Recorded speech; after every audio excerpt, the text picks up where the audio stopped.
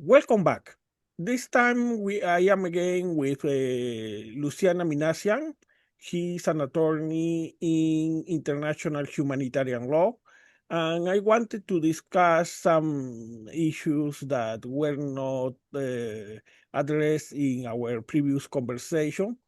First of all, something that is on the spotlight is the results of the Hague meeting, the Hague summit, that are pretty disappointing, right? Because the sanctions Europe promised in case Putin kept misbehaving are nowhere to be seen. On the contrary, the United States have lifted some sanctions on Russia.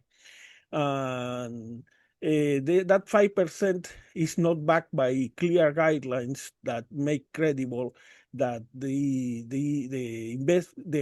work call in defense is not going to be wasted. It's most probably going to be actually spent on American weapons because Europe doesn't have the know-how, they don't have the workforce, they don't have investment in basic infrastructure to make this 5% workable precisely when Russia is launching its summer offensive, right?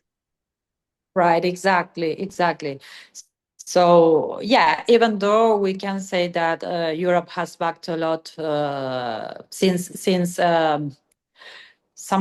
this sort of impeachment that came. It's like an impeachment in my head that Trump started claiming to Zelensky during February, March of this year.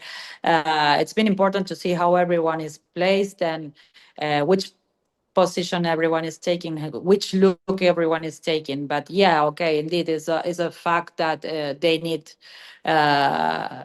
The Pentagon just halted sending armament or machinery, but I think that should be reviewed.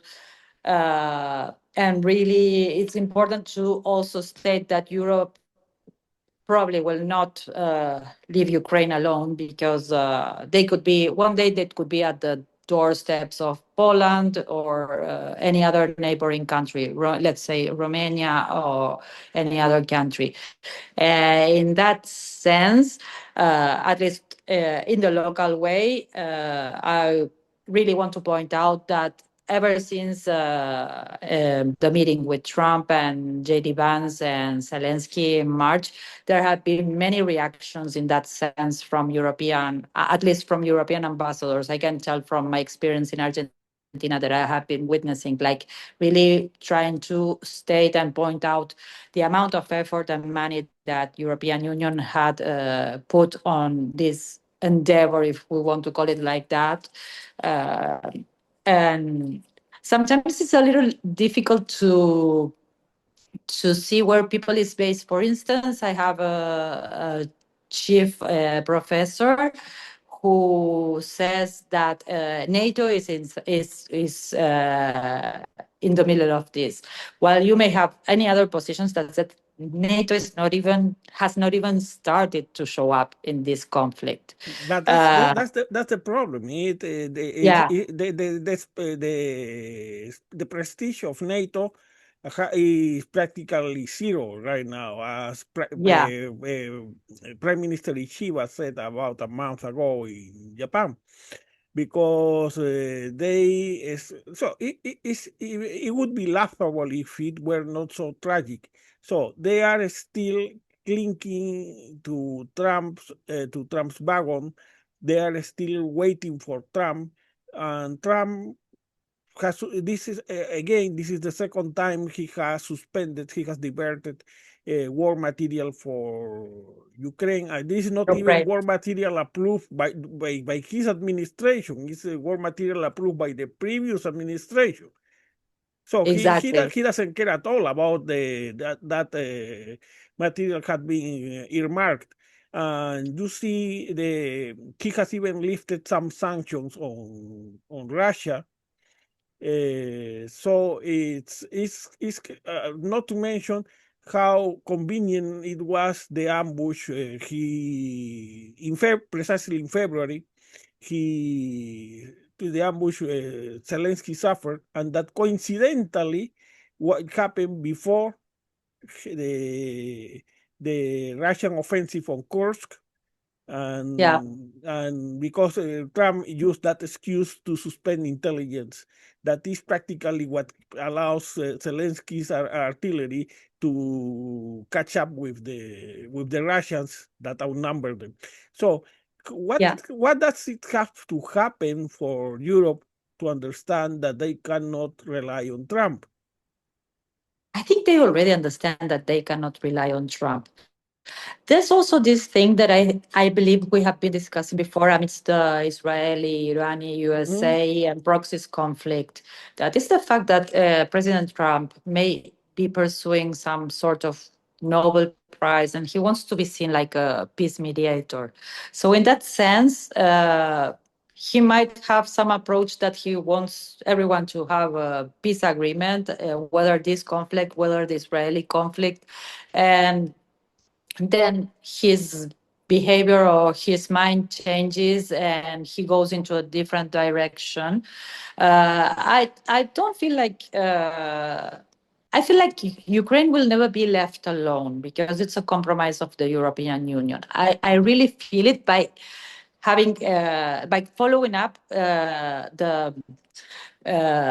the statements from the local representatives. For instance, just to put an example, Mhm. we have local disinformations, local in Buenos Aires, I mean, disinformation conferences. The previous year, they were held by European Union representatives, the one who chair the last year it was Poland, and also with United States. Before Trump's administration, we had important representatives from United States, while the U.S. Embassy was also engaging in the conference, this information conference. It was like on February of last year. This year, I can state that okay, the ambassador was no longer here, but the second in at the embassy was present, but she was no longer the person was no longer a speaker. The person no longer invited or brought someone to the event. So you start to see the differences that start happening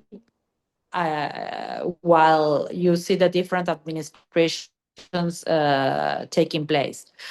So, but also in every event that you are among European ambassadors, they reiterate their endorsement for Ukraine. So this is a big picture that I want to point But out. Whether how do you explain the distance between the speech and the action?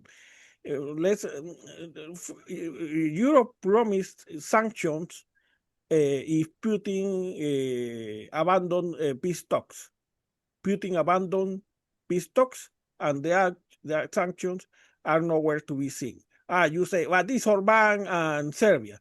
Yes, it's Orban and Serbia, but that's nothing new. Orban has kept blocking aid to Ukraine for a long time. Friedrich yeah, Merz said that it was time to suspend Orban's voting rights, so to prevent him from keep blocking the aid, and yet on those ends, Europe is still silent. So yeah, a lot of but bravado, they bang their chest, but when the time of action comes, they just withdraw quietly into the night. I would say let's go back to experience and see how the Russian Federation and their accomplices have also been behaving. First of all, what? Let's go back to 1994, 2008. Mhm. What's going on with Abkhazia and South Ossetia in Georgia? How the conflict of Moldova was also took place, and did we really have a did even Nagorno-Karabakh conflict between Armenia and Azerbaijan. Uh, the From my experience, sometimes they don't gain, but a little gain is a gain. For instance, in the case of the conflict of Nagorno-Karabakh, they were the ones, we had the OSCE Minsk group. So France, United States, and Russia were the mediators. First turn, it was France's turn. They didn't come up with a peace agreement between Azerbaijan and Armenia. Second, United States, they also failed. And then comes the Russians. So they get a trilateral agreement signed between Armenia, Azerbaijan, and Russia. But they also get to put peacekeeping forces, which guarantees them to have 5,000 soldiers in the region, and that's a gain. Sorry to say, but that's a yes, gain. but I understand that in the case of Armenia, because in the case of Armenia, But Putin has look at the adopted an arm's length position. But in the case of Ukraine, it's deeply involved because there is no sign of him trying to reach a reasonable settlement anytime soon. And yet, because it's not in their interest. Because it's not in their interest. Because with Crimea you had something, but with Crimea plus the regions that they got in the other regions that they got during this, what did they achieve during 3 years? It's like, did they gain 18 to 20% of the territory? So would you say that is a huge achievement during 3 years, and they just got 20% of the territory, including Crimea from 2014. So, like, bear in mind what's going on. So sometimes they only merely get to get some present, like, I mean, in the conflict of Nagorno-Karabakh. In the case of Abkhazia or Ossetia del Sur, they get, South Ossetia, sorry, they get to have presence, they get to make Russian citizens, and okay, they can travel with that ID or passport up to Russian. They may not enter to any other territories. Like, bear in mind what happened with the people. The people from one day to another get a fence and cannot communicate. One side of the fence, the other part of the fence, their houses, their families. It's a little bit like also in the Cold War, like from one day to the other with the Berlin Wall. But those are gains. So probably they will never head to a sincere peace deal, peace agreement, because the staying in the conflict and having the troops there, even when the population is no longer willing to enroll.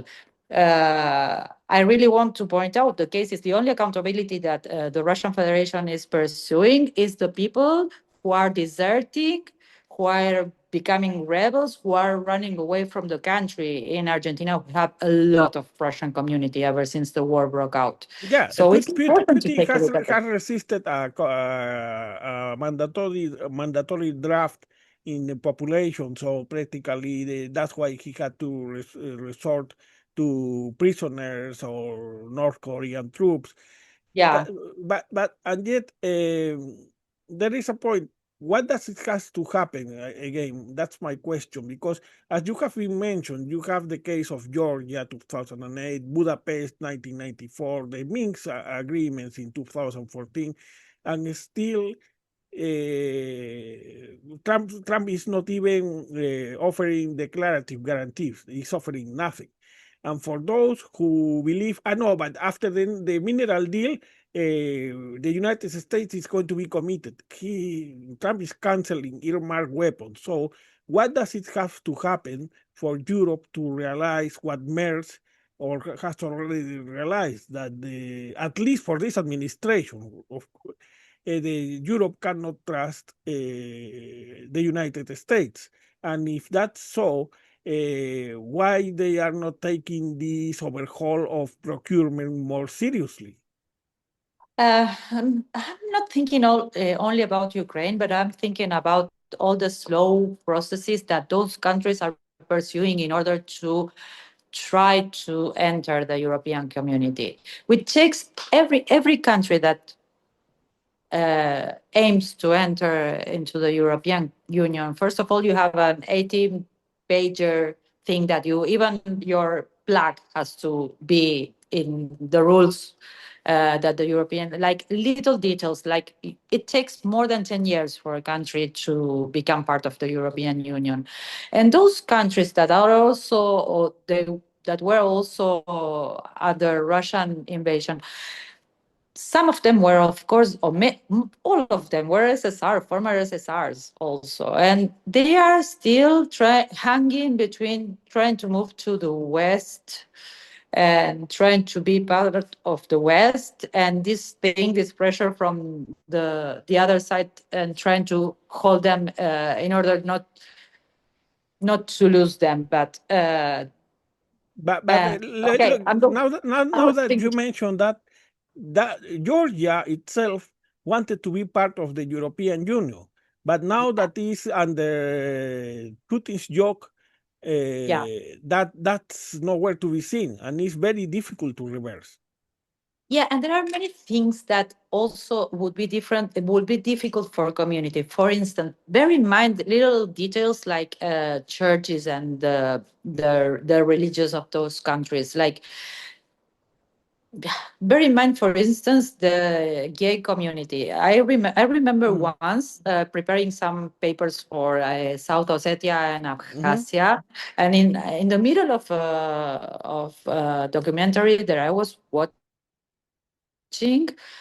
it starts with the demonstrations from the gay community and the strong positions that the church have in, for instance, in Georgia. And these kind of things that also prevent, like you will have demonstrations because people want to belong to the West. And in that sense, they fight. But then you have these little things that it might not even be like political at first sight, but are also important details that is that the church is a strong presence, and it's kind of difficult to leave that presence. They are secular states, but the church is still present and it's important, and they do their deal of pressure is also there. So sometimes there are these kind of details that we have to bear in mind. It's not only there. Right now in Armenia, there are 2 bishops arrested. And there are many things that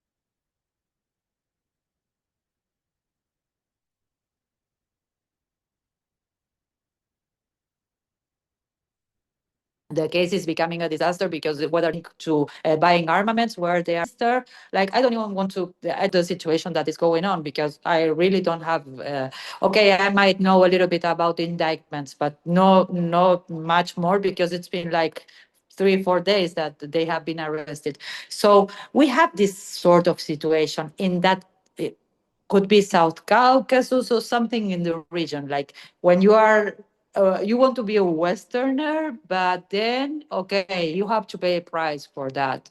And maybe that's a little bit regarding what's going on with Ukraine as well, because yes, they want to belong there, but okay, up to what extent can Europe back them? Of course, they provide a lot of money. That's why I also wanted to explain that ever since February, March, that J.D. Vance, Trump, and Zelensky met at that famous, I don't know how to call it, meeting. So after the Zelensky, J.D. Vance, Trump meeting, the amount of responses from European representatives, they were like really many of them, and they were explaining the amount of money that they were providing to the amount of money that they had provided to Ukraine. And that's also when this, at least in Argentina, this thing comes that, okay, if whether NATO is inside, whether NATO is not inside, the ones linked to, let's just say, the people who say the Russians are winning, they are always linking NATO to the conflict. I don't know if I'm clear about that, but it's something that is. Are you here? Yes. It's something. It's like a doctrine that I don't know why it always comes like that. Whenever. But when doctrines are misrepresented, That's basically because the politicians are not capable or willing to make them understandable. But one thing that makes me curious is why it's true. It's about 10 years, the admission to the European Union. Why so Yeah. long? Because if you tell me, well, for instance, in the case of Ukraine, you have a problem of corruption that has to be addressed, of course, but then you address the issue. Why does it have to be so long? Because when it's so long, if it were so, if there is a fast track, then people could, different from Georgia, people could have a taste of what Europe is before the next elections, and therefore they could have a reason to stick to Europe in Look, the and prevent what happened precisely in Georgia. okay, even for Ukraine economics perspective, I was listening to a podcast yesterday, and apparently they had been selling during the conflict, and moreover during the last month, there was a lot of commerce that included. Probably they were talking about meat because I was like hearing it, but okay. And they were talking about the issue of the pesticides and the Mhm. pesticides that Ukraine is using in whatever they were selling. You are like, if you are applying to be part of one or to be part of the European Union, you have to comply with every single little rule that comes there. So, for instance, if Argentina would love to be part of the European Union today, they will not be able because whatever we are selling, it will not comply with the rules that the European Union have for meat or maybe even for I don't know, with soy. There are things that we cannot sell, probably meat, because we're not complying with whatever rules they have. So it's just to put an example. That's why I was telling you it's as simple or as complicated, just even to change a plug. For instance, you will not have the American flag working in the European Union. They all have to have the same thing. So I tell you, it's like a bunch of pages, and you have to like say yes to everything, which takes a lot of like you have to have many committees and working on things. It's not that they are going to come and save a country. At least in my opinion, that's why the process takes so many years. um, okay, it is what it is. In the meantime, they are I believe they are there for support. They've been supporting Ukraine even at least since Ukraine started to work first. I mean, in the matter of accountability. First of all, they were like touring around the world with their NGOs and their embassies, asking for countries to adhere to the creation of the tribunal on the crime of aggression, which they are working now. It's work in process, but the thing is working now. In the middle, they have But you cannot deny the that leads to very bizarre outcomes. On one hand, you have Orban conspiring against Europe, for instance, in the case of Gazprom, while yeah. leaving of its largesse, what shows that Europe is weak. And on the other hand, you don't have a fast track for countries like Ukraine because of issues like pesticides. Yeah, it's like little. I could understand if you have some delay for issues like corruption, but for pesticides. The rules are the rule. That's why I tell you, it's such a complex process in a sense because you have to read every page and agree to every page, and you have to change everything in order that your country may belong to that community. It's not a simple thing. It takes a lot of years to be there. But okay, maybe it's worth doing it. And let me proceed a little bit more with the accountability thing because it's Yeah. important also to point out Mhm. this. So, okay, the creation of a special tribunal for the crime of aggression seems like it's probably it's going to work. They have more referrals by now. Like when they started, I think it was mid by I think by May 2023 they had like 40 or 42 countries, but I think now they have the referral of many other countries. Countries.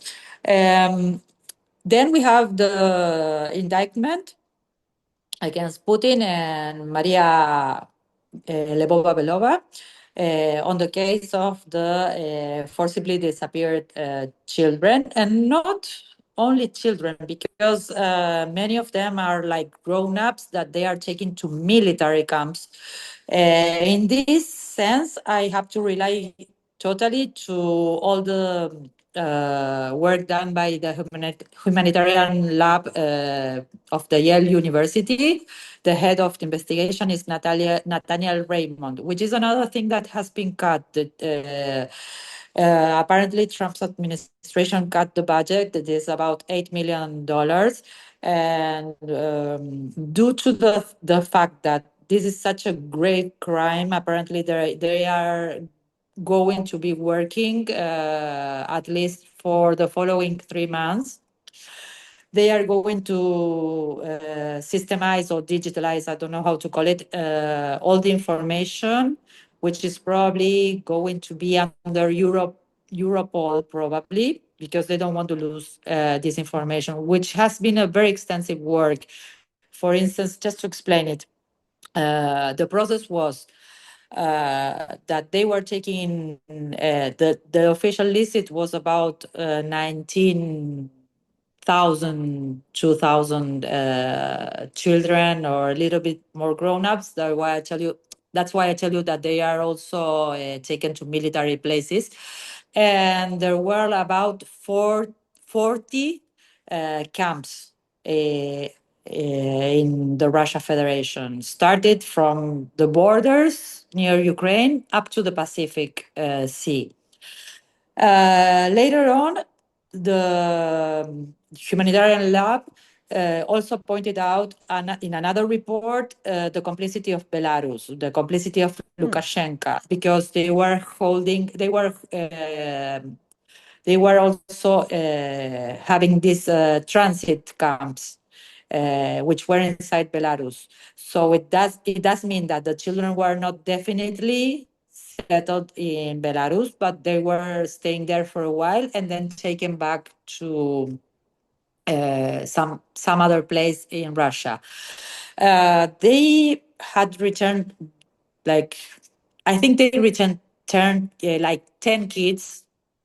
I don't have a Yeah, number now. it's a drop of the ocean. And Yeah, a couple of months ago, I read yeah, in Foreign Affairs an article about practically they condemn to civil death all Ukrainians in occupied territories who don't take a Russian passport. They yeah. have no right to property. They have no right to anything. So Bear in mind that all these children, rather they were adopted, that rather that they are in military camps, they are probably all holding some Russian IDs by now.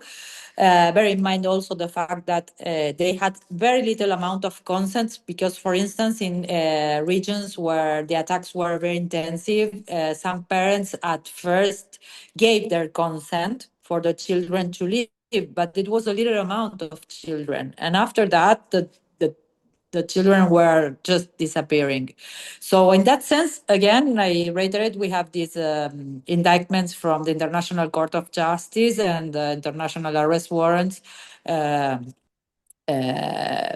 for President Putin and for the representatives of the rights of the children, Maria Belova-Lvova. Also, we have cases in Argentina, because by the time we started working with NGOs here, we offered the possibility, which is like a little thing, but we can also, if it's needed, we can provide help. Up to now, it was one Ukrainian citizen who was like denouncing the fact that he was tortured by Russian citizens, but we don't have a lot of more of information. but But okay, we it's even important. have the photographs or the harrowing photographs of what happened in Buka, for instance, or Mariupol. And still, that's why I am a bit skeptical about this approach, because Europeans don't feel any sense of urgency. That's why I believe our best bet would be to awaken the the ghost of Czechoslovakia in 1938. You must see that how Europe has refused for in all ways and forms, refused to send soldiers, peacekeepers to Ukraine, because they don't want the political cost of their nationals being killed or wounded. So if in those circumstances, if there is fear of war, if you make the clear parallels between Putin and Hitler, for instance, after 1936, the German economy was as addicted to war as the Russian economy is today. And you have clear violations and instances that prove that Putin is ruthless, and that is as ruthless as Hitler was in his time. So if so, that approach could work more, because unfortunately, besides, another issue I have with the mass media is the censor.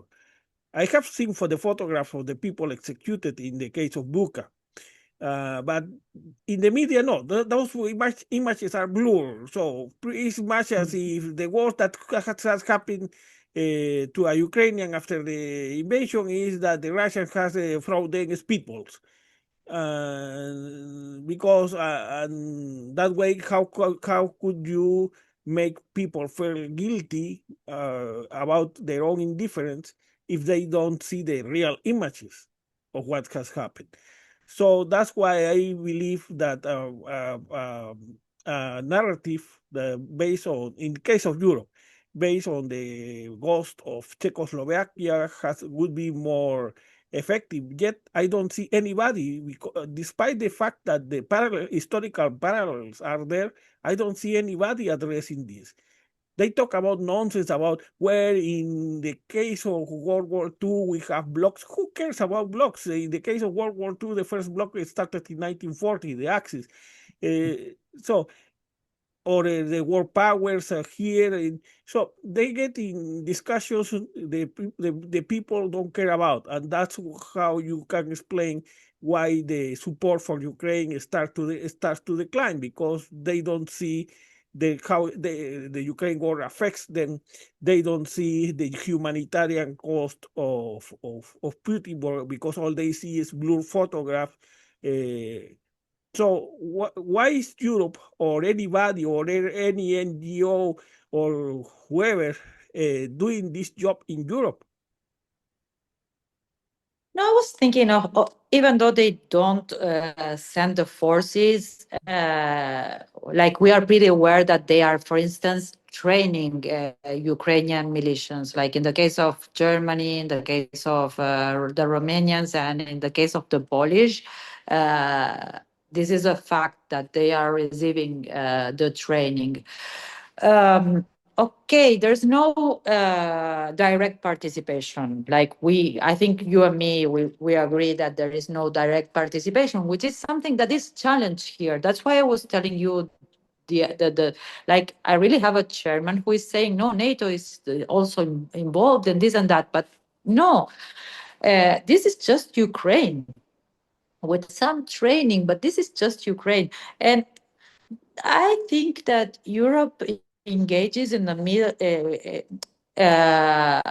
when you see that sometimes Ukraine is getting a little bit weaker. Okay, they come up. At least what it's my experience in Argentina, not only by reading, but what seeing how the representatives also come out. They do their statements. Like it's like this. It's I wouldn't love to call it a game, but in a sense it is like it is about I don't think we're going to solve so far and by now by the diplomacy here, but also it's a little bit about that because they are like okay waiting to see what's going on My because fear it's is that important that diplomacy, in the end of the day, is going to accommodate to the facts.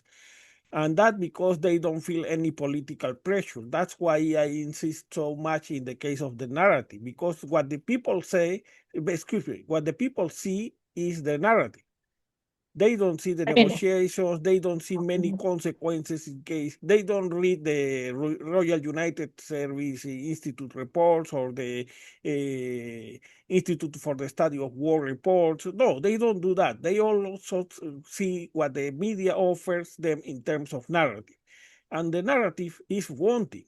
That's why, for instance, when J.D. Vance or it was Rubio who said this is not our war, and they don't have any counter narrative to counter that, you see that support for Ukraine starts to dwindle. And when that happens, politicians find this perfect excuse to just withdraw, or like Stephen Witkoff said, our priority is not peace, our priority is to do business with Russia.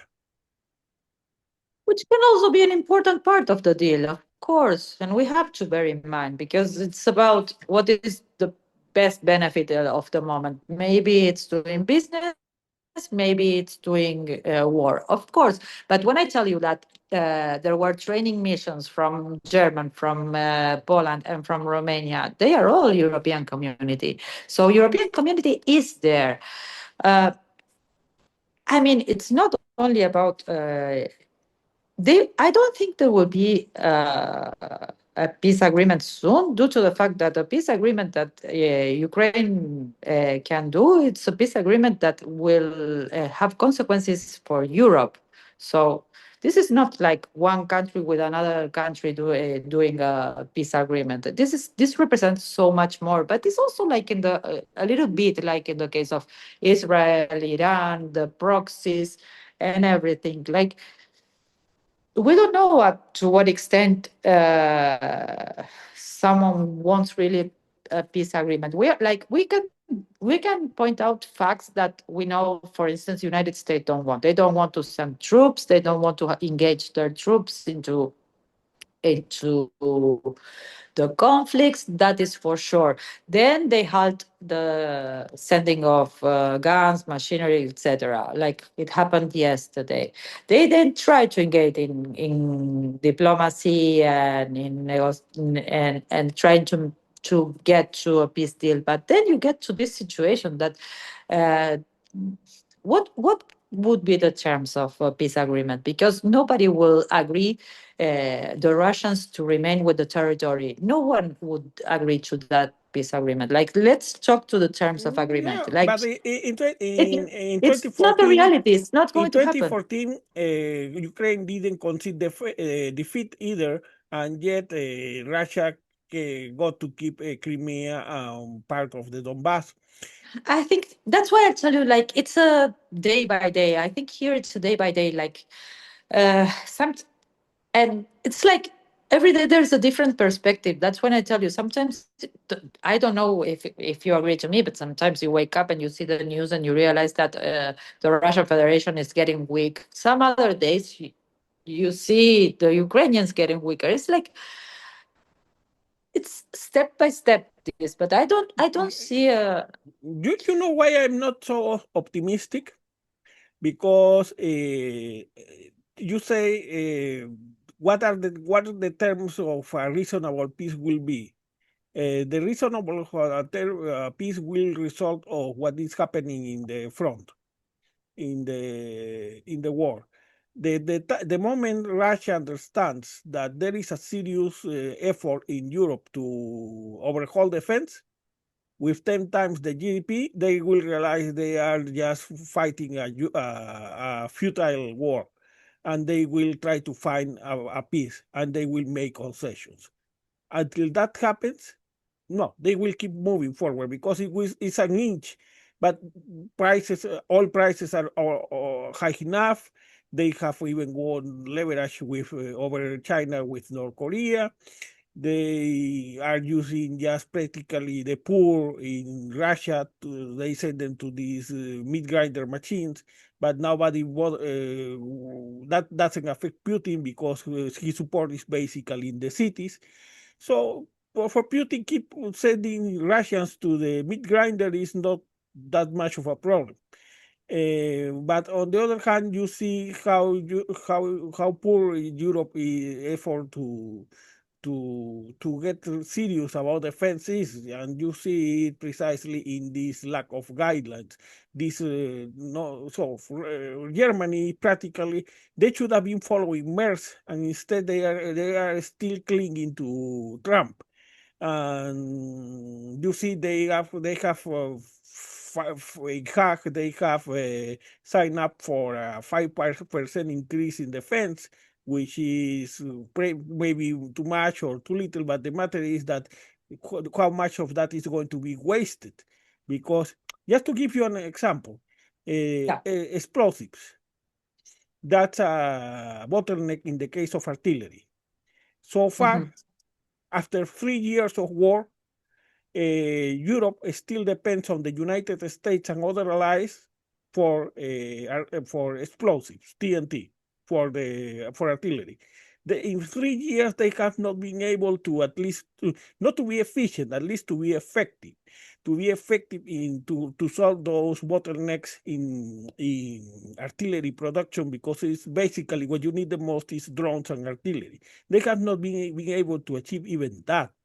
So how they could be credible if you are in Poland? That's why, for instance, Tusk has survived barely a vote of confidence in Poland after a pro-Putin candidate was elected as president. So at the end, if Europe keep projecting weakness and disorganization and petty interest, all you are going to get is what's happening in Georgia, that people got tired of Europe and finally elected a pro-Putin. And once they were locked in that bad decision, but in that bad decision, there was no way back. Okay, that was the next thing that I was going to talk about, because what happened in Poland, what happened with the elections in Romania, that's another war that Europe is battling, and it's not a small war. Sometimes it even gets here to South America, and we are like discussing the presence of Russian spies and the presence of Russian pressure here and there.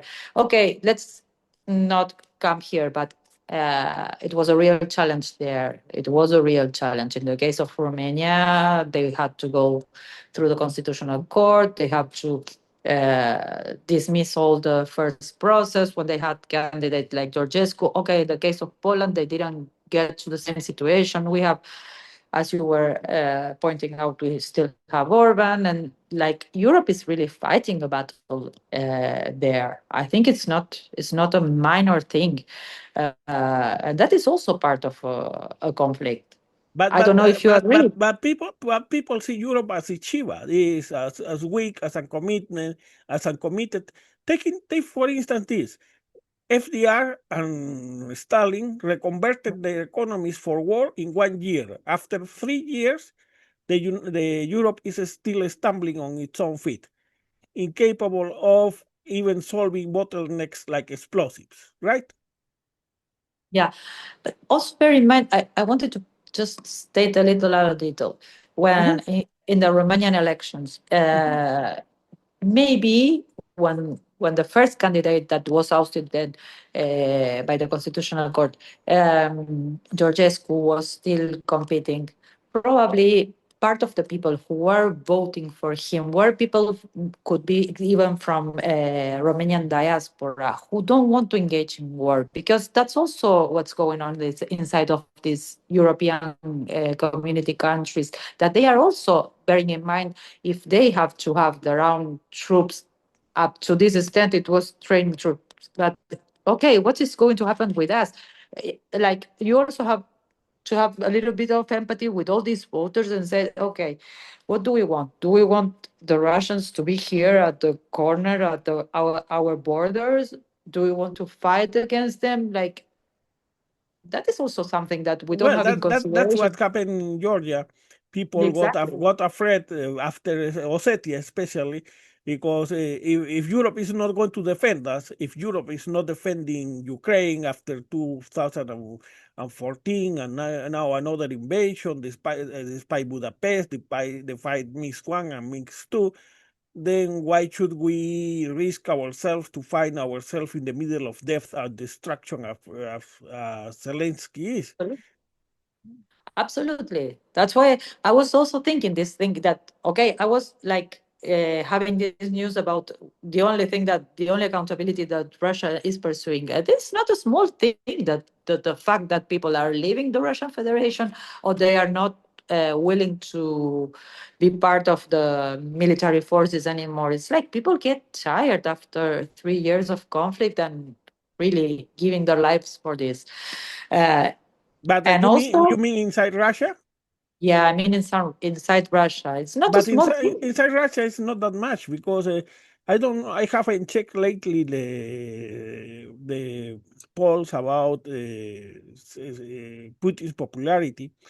But the matter of the fact is that Putin is so far has been able in Russia that is depopulating, has not been feel the need of mandatory conscription. Yeah, He keeps feeding the army all the poor of Russia to send them to as cannon fodder. And Russia has enough population to keep doing that to allow Putin keep doing that for a long time.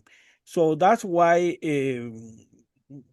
my point. That's why I am so upset with the European countries that are not have not been more decisive to follow Frederick Merz's lead. The other day, a couple of days ago, I was reading an article. I believe it was Reuters that said Pistorius, who is from the PSD, the party that is part of Mer's coalition, was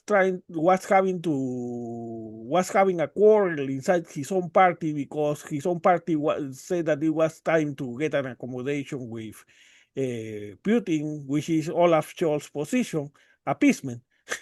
That's why I bring again into Czechoslovakia, and Pistorius was very upset. But you see that, and I'm saying something that happened not during the Scholz administration. I was saying something I read just a couple of days ago. yeah, absolutely. I don't think Europe will engage in a stronger way because it will have consequences. It will not. It's a really intricate thing. Really, it's a really intricate thing by now. I don't think this is going to end up soon. I don't think. And okay, this halting of sending Weapons. yeah, weapons by United States, Hmm? it's another way to balance the thing. It's like, okay, by now we want a little bit of we want it to slow down. We want a little bit of deterrence. I don't know how to call it, but it's like The worst part listen. is the We message were it we were projects. discussing the concept of gaining time, and I think this also is a part of this conflict. I I don't think know. it's only for them. We were discussing on the other conflict, on the Israeli-Iranian conflict, that I they know. were probably both I could buying I time. can understand. I could understand that if I could see clear guidelines. But what I see is that Germany is moving forward with purchases because apparently he cannot get enough support from other European nations. So they have committed the money and they don't know how to use it. Many analysts say that they are afraid that much of that money could be wasted. That's my concern. Is if they were trying to gain time, oh, that's fine because the transition is going to be the painful part. But I don't see that. Okay, I have to tell you that German and France were part of the strongest statements that I was hearing when after the meetings in United States that took place in United States between Zelensky, Trump, and JD Vance, because I think, okay, this is not going to have an exit soon, but how would you engage German? Like, let's do the opposite.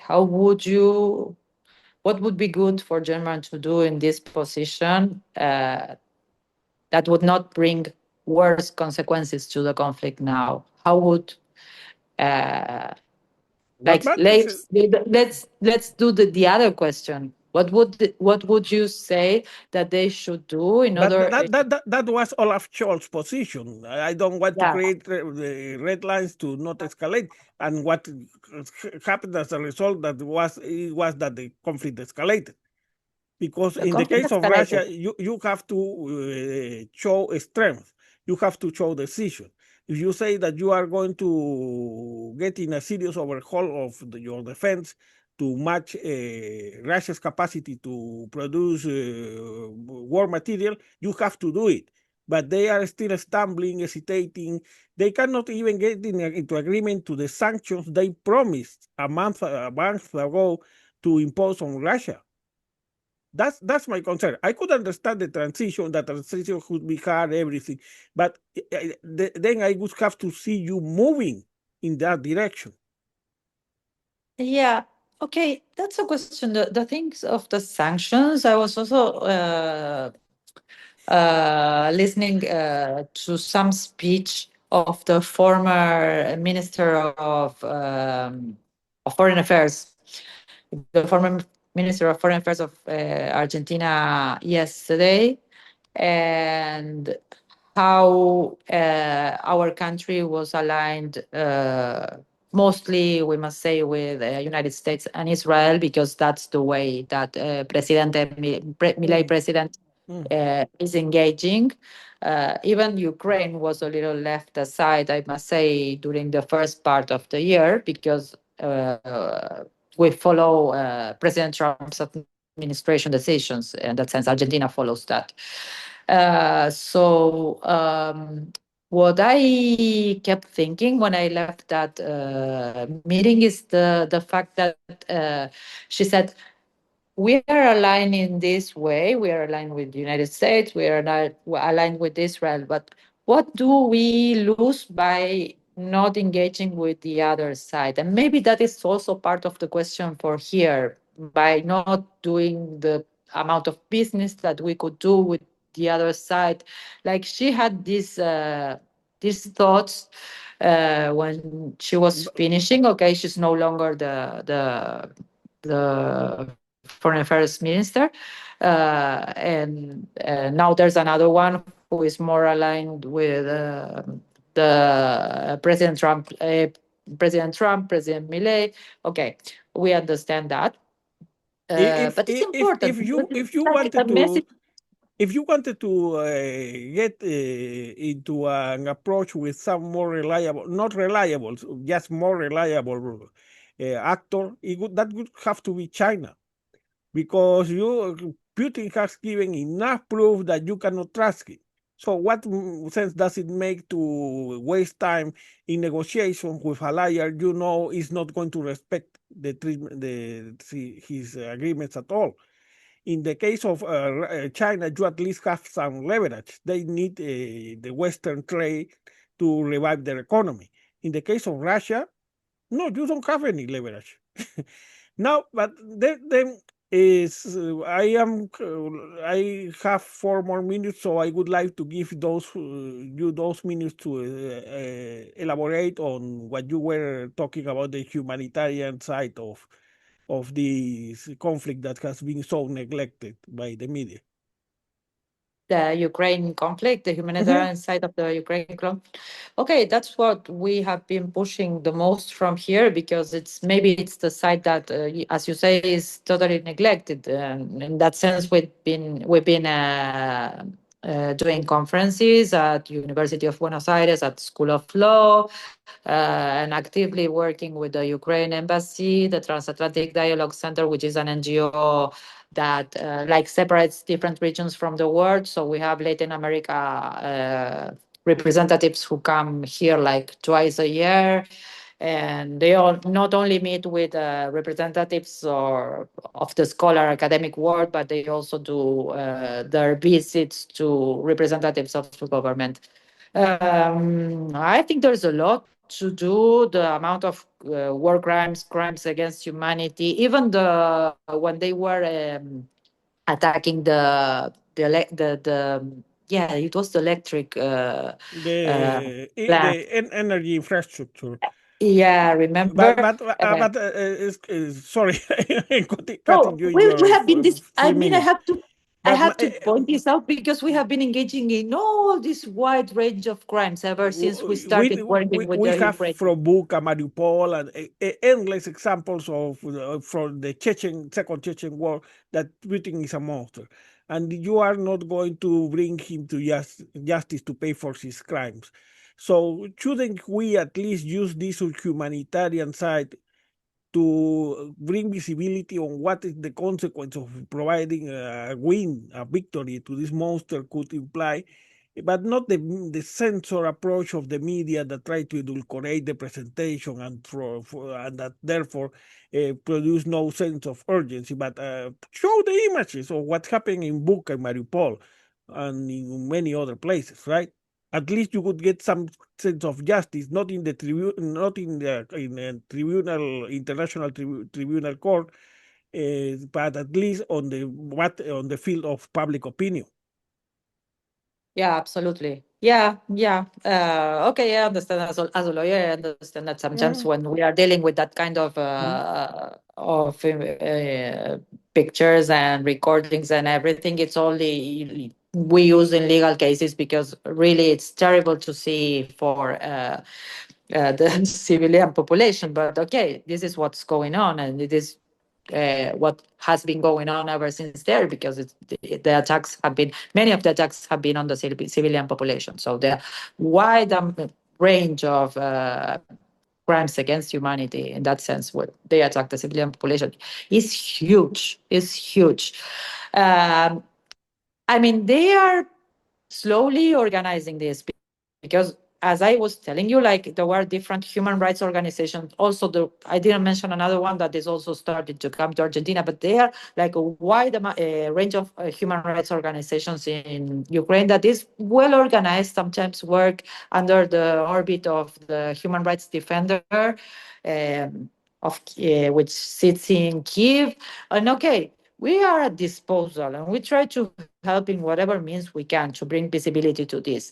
That's why I was telling you my concern if we don't, like, if they don't receive more funds for the investigation on the enforced disappeared children. And I think we should be like still working on that, because And this is that's just the beginning. This is just the beginning. and that's at least where we could score a victory, is in the terms of visibility. Okay, so I think we have covered many issues that have been neglected by the media, and thank you very much for your participation. Thank you so And much. I hope to have you soon for some other issue. Okay, I hope we meet again and with a better outcome from all these parties that are engaged into the conflicts. Yeah. Let's hope so. Yeah. Yeah, let's hope. Thank you so much, Alfredo. Thank you. Before I finish this video, I wanted to bring to your attention that Luciana is not only a great professional, but also a great human being. And I wanted to make an intro to her humanitarian work in Argentina, which is still going through very difficult times. Thank you. Hi, my name is Luciana Minassian. Hi to everyone. I wanted to point out a little bit the activities that we do through Order of Malta. I'm a volunteer of Order of Malta, Argentina. Every Thursday, we provide food to the people in need and sometimes homeless. We prepare about 350 to 400 rations of sandwiches plus some dessert to give to the people, which normally do wait in line for about 2 to 3 hours to get the food that we prepare. We also have a campaign called The Order Gives You Blankets, provides you for blankets, which we distributed these blankets to about more than 1,000 blankets to parochial churches in Argentina. And we also provide books to schools, the ones that are in need, and sometimes they have after schooling, people are working and children don't have where to go. So we are donating books in order for these children to have something to do after they finish school and they still remain there waiting for the parents. Of course, it's with the work is done by an educator, but we provide and we donate books in that sense. And also there's this assistant to the pilgrimage of Our Lady of Luján, which is usually done during October every year. And we assist the pilgrims because it's a long walk in their needs. They receive massage or water or whatever needs that Order of Malta can help provide. And that's all. Thank you so much. Bye-bye.